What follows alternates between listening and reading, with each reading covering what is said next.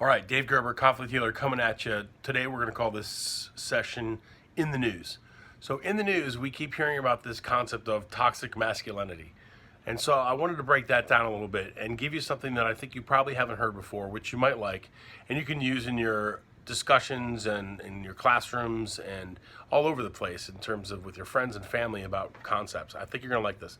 So let's take out the word toxic for a second, and let's go back to something that we all are familiar with. Of course, it's a generalization, but to use it to move the ball forward in the discussion. So we talk about alpha and beta, right? So get rid of this toxic word for a second. We'll come back to it.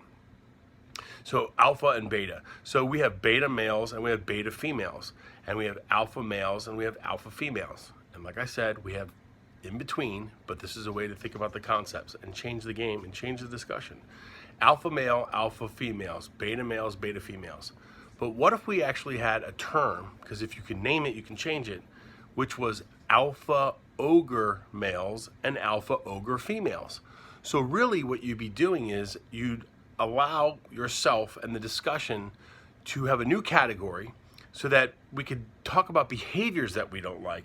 Toxic behaviors, there you go. So there is a toxic masculinity and there's a toxic femininity, and it all exists, and yet it's really a smaller portion. So if we talk about alpha ogre males and alpha ogre females, it allows us to also think about how to separate it and realize that there's not so much toxicity going on from the majority of males or females. It's a population of people.